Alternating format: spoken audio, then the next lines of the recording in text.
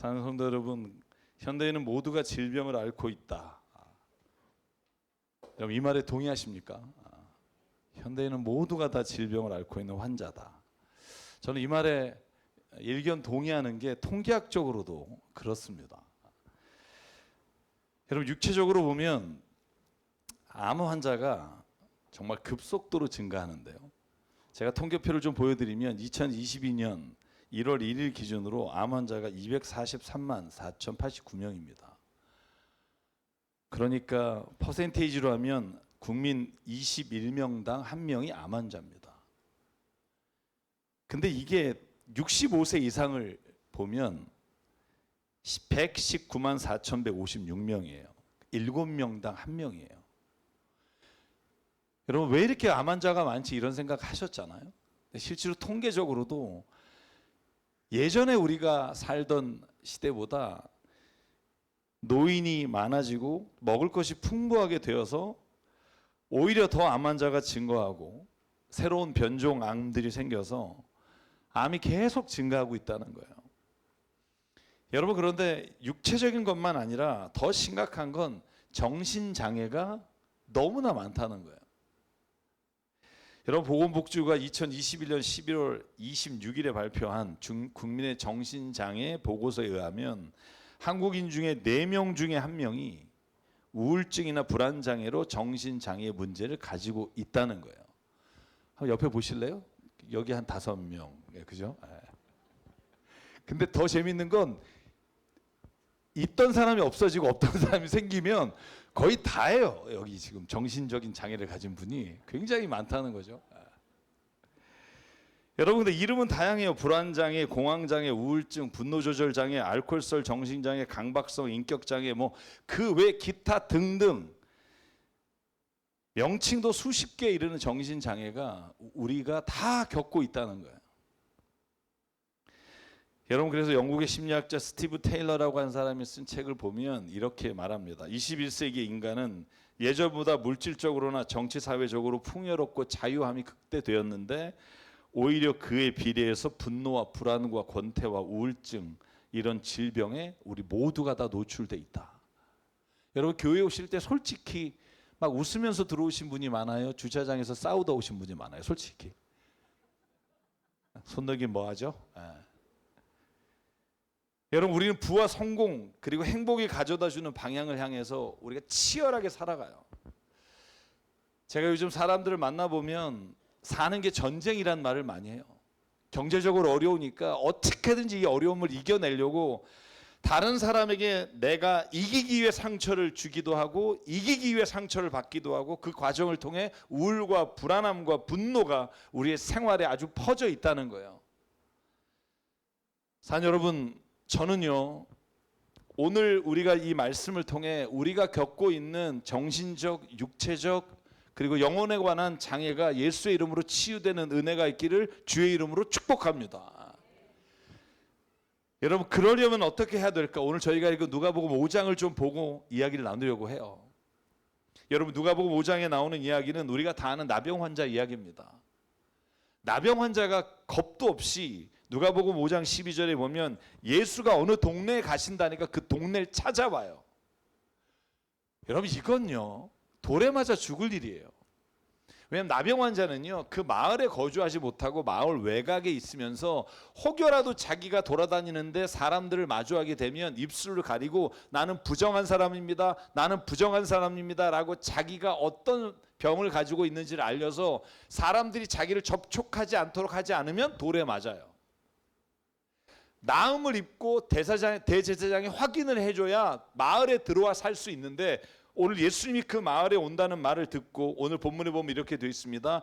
나병든 사람이 예수를 찾아와서 땅에 대고 엎드려 간청합니다. 주님 하고자 하시면 나를 깨끗하게 하실 수 있는데 나를 좀 깨끗하게 해주십시오.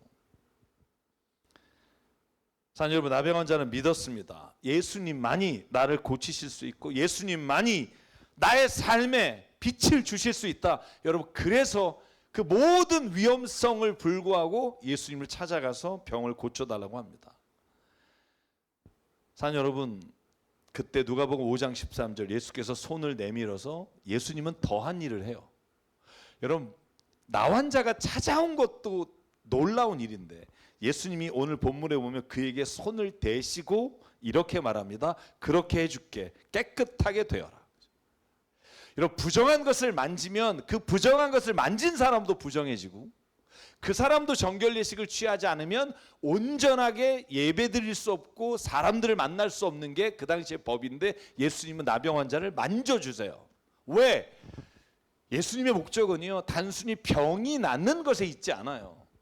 병이 낫는 것뿐만이 아니라 그의 마음이 누구도 줄 수 없는 그 사랑을 하나님이 손으로 만져줌으로 인해 그의 마음에 하나님께서 나를 사랑하신다는 마음의 치유까지를 예수께서 원하셨기 때문이에요. 굳이 만지지 않고 멀리서 기도해도 나을 수 있는 분이 만지셨다는 건 그에게 내가 너를 사랑한다는 걸 보여주셨다는 걸 의미해요. 그래서 제가 여러분이 늘 말하죠. 우리가 누군가가 병 낫기를 위해 기도하는 건 단순히 병을 낫게 해준다는 육체적인 것만이 아니라 우리가 그 사랑을 표현함으로 내가 혼자가 아니라는 걸 깨닫게 되는 게 중보기도의 은혜라고 저는 믿습니다. 여러분 제가 어제 암투병 하시는 분하고 통화를 했어요. 근데 그 전화통화 하나가 누군가에게는 힘이 되는 거예요. 누군가에게는 내가 혼자가 아니구나, 내가 이걸 이겨내야지 하는 삶의 의욕을 주는 일이라고 저는 믿습니다. 사랑하는 여러분, 예수님은요 그 당시에 문화적으로 도저히 용납할 수 없는 나병 환자를 만져주신 거, 그리고 그것으로 인해 많은 사람들로 하여금 시기와 질투를 당하십니다. 그런데 여러분 오늘 이 이야기가 어디 다음에 나오는 줄 아십니까? 누가복음 5장 12절 앞에 있는 이야기가 지금 누가복음 5장 12절도 처음 듣는데 앞에 무슨 이야기가 나오는지 모르니까 앞에 아주 귀한 얘기가 나와. 예수께서 제자를 부르시는 얘기예요. 5장 1절부터 11절까지가 예수께서 베드로와 야고보와 그리고 안드레와 그리고 요한 4명의 제자를 부르시는 장면이 나와요. 여러분 5장 3절에 보면 이렇게 되어 있습니다. 예수께서 그 배 가운데 하나인 시몬의 배, 베드로의 배죠. 올라가 그에게 배를 뭇해서 조금 떼어 놓으시라고 하고 배에 앉으사 무리를 가르치셨다. 그리고 예수께서 말씀을 그치시고 시몬에게 말했다. 깊은 데로 나가 그물을 내려 고기를 잡아라. 여러분 이 이야기가 어떤 이야기인지 아시죠?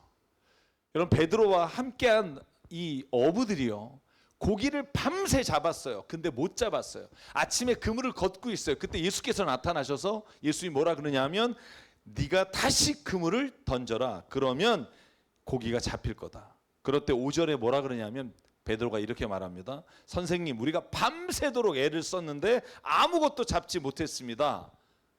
그 다음이 그러나 선생님의 말씀을 따라 그물을 내리겠습니다. 여러분 그래서요 그물이 찢어질 만큼 고기를 건져요. 여러분 그런데 재밌는 건 고기를 건졌으면 기뻐해야 되잖아요. 제가 누가복음 5장 1절부터 11절 말씀을 설교할 때 이런 말씀을 드렸어요. 여러분 고기가 만석이 됐어요. 이제 만석이 돼서 이제 집으로 돌아가요. 여러분 그러면 얼굴에 뭐가 돌아야 돼요? 룰루랄라, 그죠? 얼굴이 막 희색이 돌아야 돼요. 그런데 그때 베드로가 예수께 뭐라 그래요? 주님, 나를 떠나십시오. 나는 죄인입니다. 여러분 이건 정말 문맥상 전혀 맞지 않는 맥락이에요. 여러분 저는요 만약에 내가 베드로였으면 이렇게 할 거라고 여러분에게 고백한 적이 있어요. 예수님, 야 장난 아닙니다. 동업합시다. 동업. 내가 배 몰고 나갈 테니까 당신이 찝어주시면 우리 다음부터는 계속 만석으로 돌아올 테니까 동업합시다. 저는 이 말이 이 다음에 나오면 이해가 갈 텐데 여러분 뜬구름 없이 무릎을 꿇고 예수께 말해요. 나는 죄인입니다. 나를 떠나십시오. 저는요 이 장면이 도저히 이해가 안 가지만 이 장면을 이해할 수 있으려면 베드로가 지금 갖고 있었던 마음의 상태를 알아야 된다고 생각해요. 여러분 우리가 요한복음 1장에 보면 베드로가 예수님을 만나는 장면이 나와요. 여러분 기억하시나요? 그의 동생 안드레가 베드로를 데리고 예수를 만나게 해줘요. 그런데 베드로가 예수님 따라가지 않아요. 여러분 그래서 우리 신학하는 사람들은 뭐라고 생각하냐면 적어도 베드로가 예수님을 만난 게 한 번은 아니었을 거다. 몇 번의 기회가 더 있었을 거다. 그러나 예수님을 따라가지 않았을 거다. 그런데 오늘 결정적으로 자신의 삶의 길에 가장 최악의 순간 아무것도 잡지 못하고 새벽이 된 이 시간에 예수님이 찾아오셔서 예수께서 그물을 깊은 데 던져라. 그때 그물에 고기가 잡힌 걸 보고 주님이 여태까지 나를 부르셨는데 내가 주님을 따라가지 않았음을 고백하며 주님 내가 죄인입니다라고 고백하는 장면으로 이 장면을 읽게 돼요. 또 하나 여러분 이 장면에서 우리가 알아야 될 건 베드로는요 예수님을 만나고 난 다음에 베드로만이 아니라 모든 사람들 어부들이 어떻게 했는지를 보면 너무나 재밌어요. 여러분 한번 보실래요? 그들이 모든 것을 버려두고 예수를 따라갔다는 거예요. 여러분 생각해 보실래요? 고기를 그득 잡았어요. 그물이 찢어질 만큼. 근데 예수님께 죄인입니다 고백하고 고기를 버려두고 배까지 버려두고 예수님을 따라가요. 고기 왜 잡았어요? 아니 고기를 왜 잡았어요? 아무 의미 없는 일을 한 거예요. 왜? 그 고기를 팔아서 돈을 벌든지 먹고 살든지 해야 되는데 다 버리고 예수님을 따라가요. 저는 여기에 베드로가 깨달은 진리가 있다는 거예요. 그건 뭐냐 하면 베드로가 알았어요. 내가 이 배고픔을 떠나 만족감을 가지고 다시 돌아가 봤자 다시 나는 목마름에 배고픔에 다시 또 갈증을 가지며 세상을 살 거라는 거예요. 여러분 우리가 예수님을 믿잖아요. 그리스도인이잖아요. 여러분 우리가 예수님의 말씀을 따라서 산다고 말하지만 세상에 나가면 그렇게 살기 어렵잖아요. 여러분 그래서 세상에 나가서 우리가 때로는 곤모술수와 우리가 죄인 줄 알면서도 행하며 살잖아요.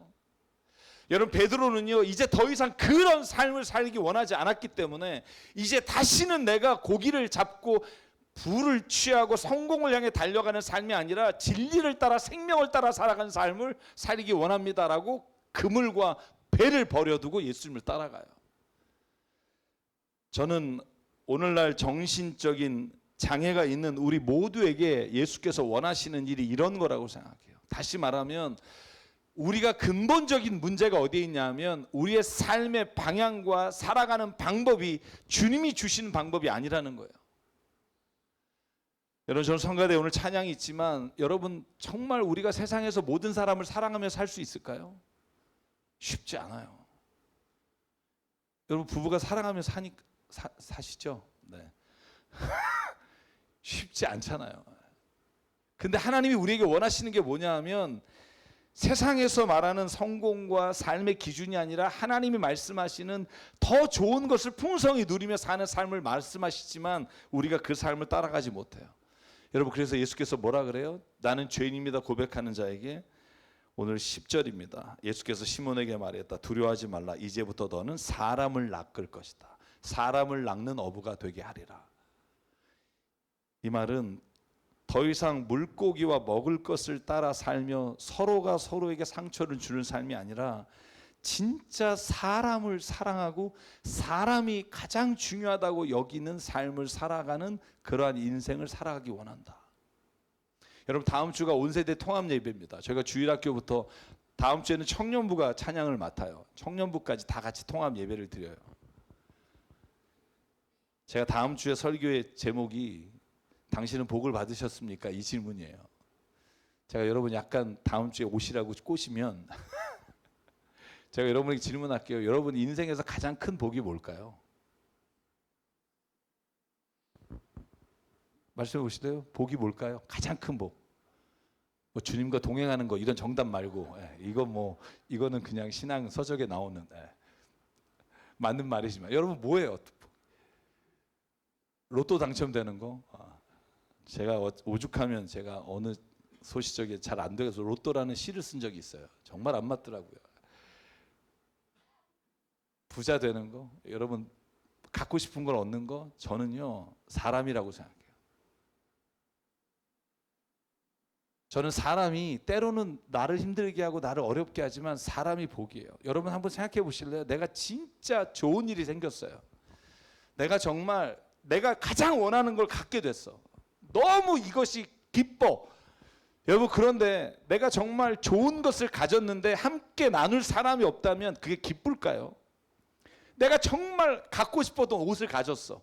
명품 옷을 입었어. 근데 아무도 봐줄 사람이 없어. 행복하신가요? 이 정신병이에요. 만약에 혼자서 거울 보면서 행복하시면 여러분 사람이요 나를 격려해주고 함께 할 수 있는 사람이 있다는 게 그게 진짜 큰 행복이라는 거 아세요? 여러분의 가정이, 여러분의 삶의 자리에 교회가 때로는 여러분을 힘들게 하고 어렵게 할 때가 있지만 그 사람이 여러분과 저에게 복이에요. 여러분 믿으십니까? 그 사람이 없어졌으면 좋겠다고 생각할 때가 있지만 그 사람 때문에 내가 느끼는 기쁨과 행복이 있다는 거예요. 여러분 베드로와 야고보와 요한과 여러분 안드레 모든 이 형제들이 가졌던 생각이 무엇이었을까? 내가 부유하고 더 가지고 소유함으로 인해 내가 만약에 만족할 수 있다면 여러분 그 배에 있는 물고기 가지고 집으로 돌아갔을 거예요. 그런데 그거로는 결코 목마름을 채울 수 없다는 걸 알았기에 그는 다 버려두고 예수님을 따라가고 그 만족한 삶을 살아요. 사실 여러분 저는 오늘 이 나병 환자와 제자들의 이야기를 통해서 어떻게 하면 우리가 우리의 삶에서 우리의 모든 질병이 치유될 수 있는가를 얘기를 드리고 싶어요. 첫 번째, 여러분 우리가 질병에 걸렸다는 걸 알아야 돼요. 깨달아야 돼요.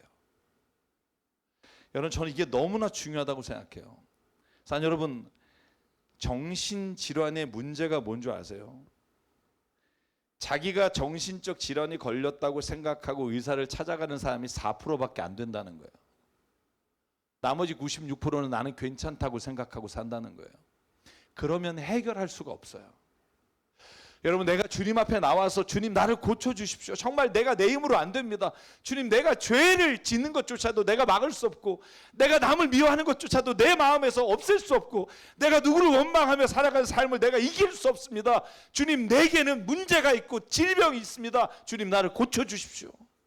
주님 나를 만져주십시오 라고 내가 주님께 나오지 않으면 내가 질병으로부터 치유받을 수 있는 기회가 없다는 거예요. 여러분 오늘 여러분 나병 환자와 제자들의 모습을 한번 볼래요? 여러분 12절에 여러분 나병 환자가 예수께 나와서 엎드려 간청합니다. 주님 나를 깨끗게 해주십시오. 사람들이 나를 뭐라고 하든 상관없습니다. 주님 나를 좀 만져주시고 고쳐주십시오. 여러분 안에 있는 교만, 미움 이거 내가 이길 수 없잖아요. 내가 가지고 있는 욕심 이길 수 없잖아요. 하나님 내가 문제가 있어요. 나를 좀 고쳐주세요. 여러분 주님 앞에 이렇게 말할 때 주님이 그 문제를 그 질병을 이제 주님의 것으로 삼아 나를 고쳐주실 은혜가 있을 줄 믿습니다. 여러분 제자들이 뭐라 그래요? 오늘 5장 5절에 보면 시몬이 말합니다. 선생님 우리가 밤새도록 고기를 잡으려고 애썼으나 하나도 못 잡았고 우리는 뱃놈이라 당신보다 훨씬 더 이 바다를 잘 알지만 그러나 선생님의 말씀을 따라 그물을 내리겠습니다. 그물을 내리겠습니다.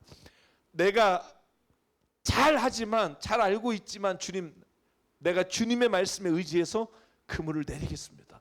여러분 그러면 주님이 만지시는 거예요. 그러면 주님이 우리의 삶에 오셔서 우리의 아픈 것과 우리의 문제와 내가 이길 수 없고 아무도 모르는 내 안에 있는 그 죄의 문제를 주님이 오늘도 만져주시는 은혜가 있는 줄 믿습니다. 여러분 아프다고 말하세요. 아닌 척하고 살지 마시고 주님 내가 정말 세상의 것을 쫓아가다가 지쳤어요. 이제 죽을 것 같아요. 주님 나를 좀 만져주세요 라고 말하면 주님이 오늘 나 환자를 만지셨듯이 제자들을 그들의 삶을 이끌어 주셨듯이 오늘 우리를 만져주세요. 그리고 손을 내밀어 말씀하십니다. 깨끗하게 되어라. 그때 나병이 그에게서 떠나더라. 여러분 우리 모두는요 다 문제가 있어요. 우리 모두는 다 병이 있어요. 근데 더 큰 문제는 그걸 보지 못하는 것이고 그리고 그걸 가지고 예수님께 나오지 못하고 여전히 내가 그래도 괜찮다는 생각으로 살아가는 게 문제예요. 그래서 여러분 이 시간 저와 함께 한번 고백해 볼게요. 주님 나를 고쳐주십시오. 우리 한번 가슴에 손 얹고 주님 나를 만져주십시오.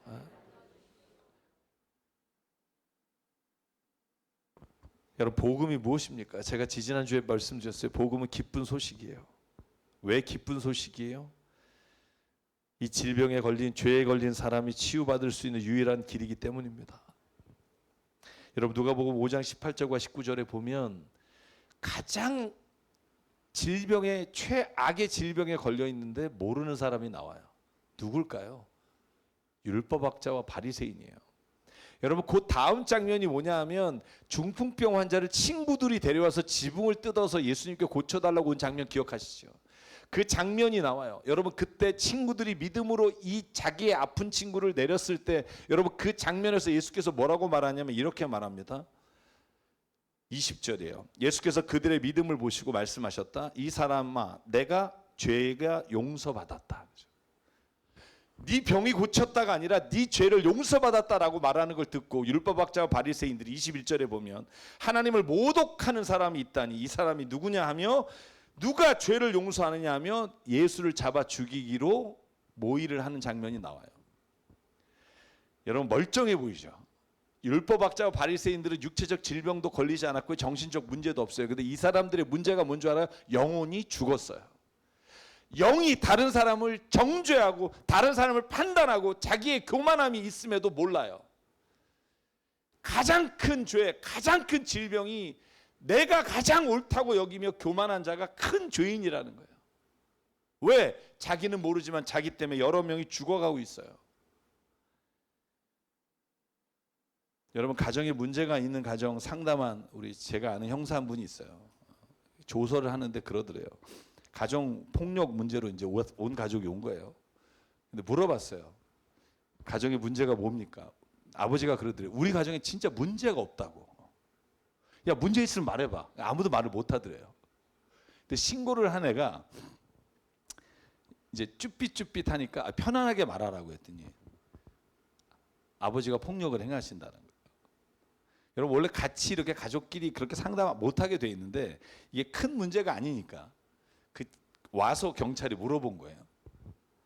아버지는요 거기에 동의를 안 하는 거예요. 야 내가 폭력이면 우리나라 남자들 다 감옥 가야 돼 이런 거예요. 내가 너네를 뭐 주먹으로 팼냐. 여러분 가장 큰 문제가 뭐냐 하면 자기가 지금 어떤지를 모르는 거예요. 그러면 해결점이 없어요. 여러분 오늘 율법학자와 바리새인을 향해서 예수께서 뭐라 그래요? 회칠한 무덤이요. 너희들이 사탄의 자리에 있다고 말씀하시는 게 이유가 뭐냐 하면 자기는 괜찮은데 다른 사람을 죽이고 있는 영혼이 파괴된 자들이 있다는 거예요. 사랑 여러분 이것이 성경이 말하는 가장 큰 죄예요. 자신과 주변에 있는 사람들을 힘으로 누르려는 욕망, 이 욕망이 자기에게 있다는 것을 인식하지 못하는 죄인. 그러면 여러분 저와 여러분이 오늘 여러분 이 자리에 함께 했다면 우리가 주님 앞에 내가 어떤 질병이 어떤 문제가 있는지를 주님 앞에 고하고 주님 앞에 요청하고 주님께 순종하는 은혜가 있길 주의 이름으로 축복합니다. 여러분 이 이야기의 마지막이 뭔지 아세요? 이 이야기의 마지막이 15절입니다. 같이 한번 읽을까요? 시작. 그러나 예수의 소문이 더욱더 퍼지니 큰 무리가 그의 말씀도 듣고 또 자기들의 병도 고치고자 하여 모여들었다. 아멘. 여러분 예수께서 말해요. 너 절대로 나가서 내가 고쳤단 말 하지 마라. 그런데 여러분 그게 됩니까? 자기에게 가장 좋은 일이 일어났는데 나가서 말을 했겠죠. 그러니까 마지막이 뭐예요? 소문이 퍼져서 큰 무리가 예수의 말씀도 듣고 자기의 병을 고치고자 모여들었다. 사랑 여러분 제가 마지막으로 드리고 싶은 말씀은 여러분 저와 여러분요 그리스도인이에요. 그리스도인은 뭐냐 하면 내게 임한 하나님의 은혜를 전하는 사람이에요. 여러분 저와 여러분의 눈에 세상에 멀쩡하다고 보여지는 사람의 문제가 보이는 눈이 열리길 주의 이름으로 축복합니다. 야 저 사람 되게 부럽다라고 했는데 그 사람에게 질병이 있는 게 보이기 시작하는 게 믿음의 눈을 가진 사람이에요. 제가 솔로몬 설교할 때마다 여러분 꼭 제가 듣는 질문이 있잖아요. 솔로몬이 전도서에 뭐라 그래요? 내가 다 가져봤는데 헛되다. 큰 집도 가져봤고 왕궁도 가져봤고 부인은 1000명을 가져봤고 내가 논과 밭과 갖지 못한 게 하나도 없는데 헛되고 헛되니 모든 것이 헛되다. 여러분 그리고 성경 공부할 때 우리 성경 통독할 때도 제가 그랬어요. 이 모든 헛된 것을 여러분 따라가지 않기를 바랍니다. 그때 권사님 한 분이 그러시더라고요. 가져본 다음에 그런 얘기를 해야죠. 그죠? 여러분 이게 우리잖아요. 그죠?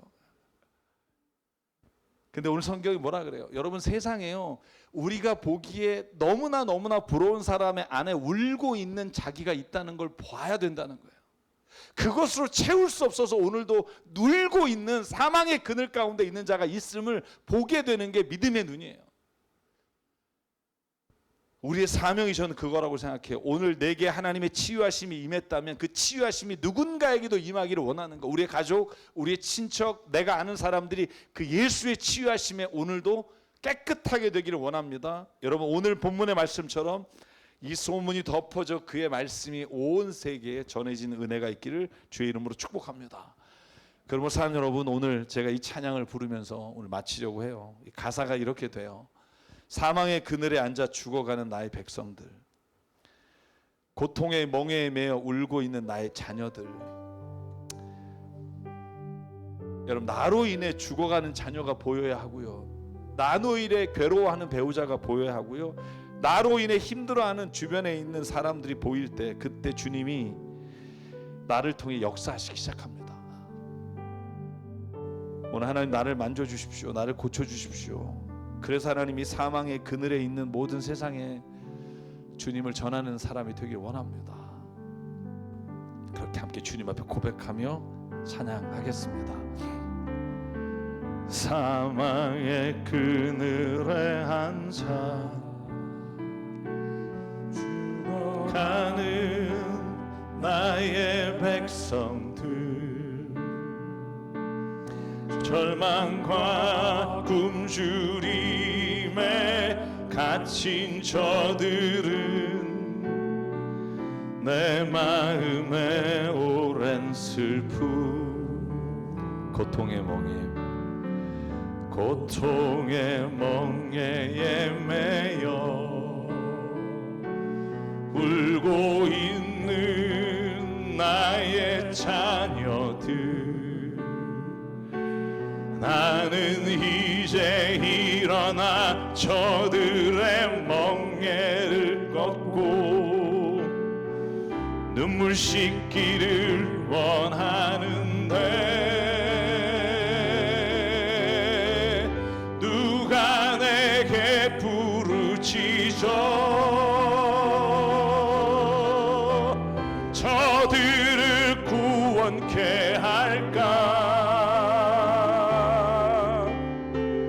누가 나를 위해 가서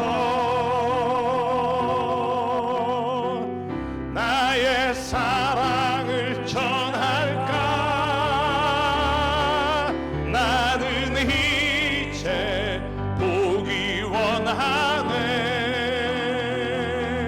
나의 자녀들 살아나는 그날, 기쁜 찬송 소리 하늘에,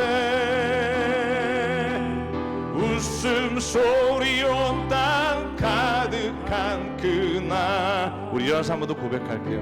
아멘. 사망의 그늘, 우리의 자신들의, 우리 가족의 모습이 보이길 원합니다. 죽어가는 나의 백성들, 절망과 굶주림에 갇힌 자들은 내 마음에 오랜 슬픔, 고통의 멍에에 매여 울고 있는 나의 자녀들, 나는 이제 일어나 저들의 멍에를 걷고 눈물 씻기를 원하는데, 누가 내게 부르짖어 저들을 구원케 할까? 누가 나를 위해 가서 나의 사랑을 전할까? 나는 이제 보기 원하네. 나의 자녀들 살아나는 그날, 기쁜 찬송 소리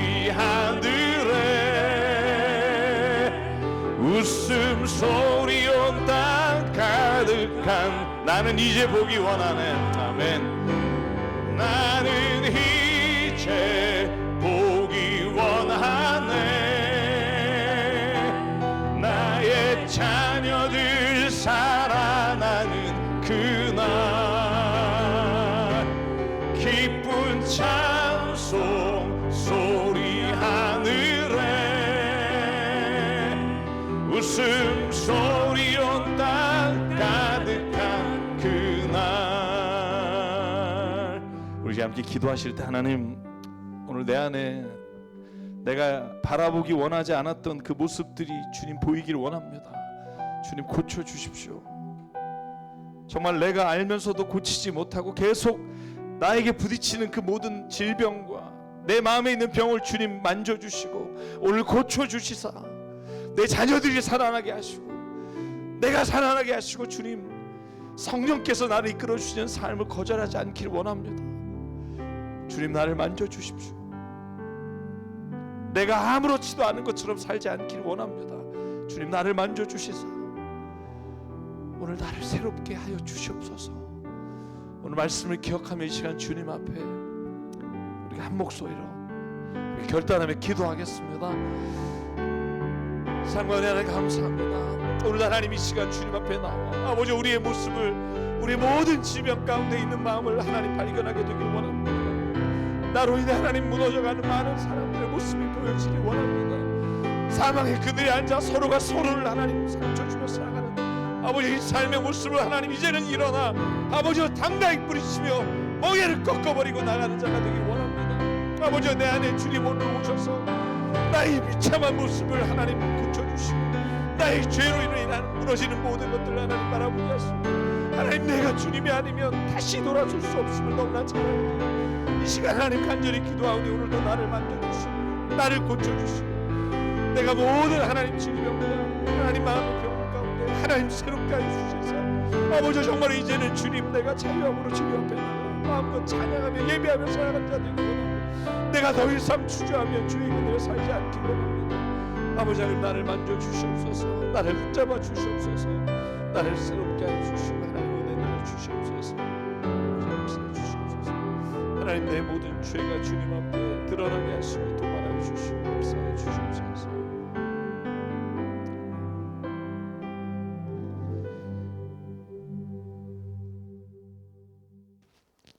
하나님 오늘도 내 안에 있는 죄가 나를 가리고 있는 것을 애써 보지 않고 숨기며 살아가는 나의 모습을 하나님 이 시간 돌이켜 회개하게 하시고 그걸 바라보며 통곡하는 은혜가 있게 하여 주시옵소서. 하나님 내가 육체의 질병을 주님 앞에 고백합니다. 내가 정신에 내가 마음의 병이 있음을 주님 앞에 고백합니다. 하나님 내 힘으로 할 수 없어. 주님 앞에 엎드려 나 환자의 마음으로 외칩니다. 주님 나를 고쳐 주십시오. 하나님 나를 고쳐 주십시오.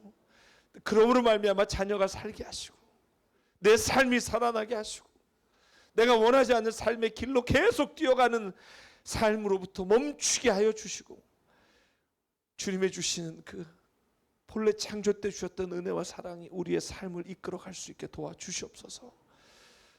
아버지 하나님 오늘 우리에게 주신 생명과 시간과 달란트와 모든 물질이 주님의 것임을 인정하며 주님께 오늘 돌려드립니다. 이 예물이 사용되는 곳마다 하나님의 나라와 뜻이 이루어지게 하여 주시옵소서. 이제는 우리 주 예수 그리스도의 은혜와 하나님 아버지의 무한하신 사랑과 성령님의 감동, 감화, 충만, 교통, 위로하심이 이제 나의 모든 아픔과 질병과 마음의 모든 문제를 아시는 주님 앞에 고하고 주의 말씀을 따라 살기를 다짐하며 삶의 자리로 돌아가는 여기 한 분 한 분 머리 위에 그 가정과 일터 위에 주님 세우신 교회 위에 지금부터 영원토록 함께 하시기를 간절히 축원하옵나이다. 아멘.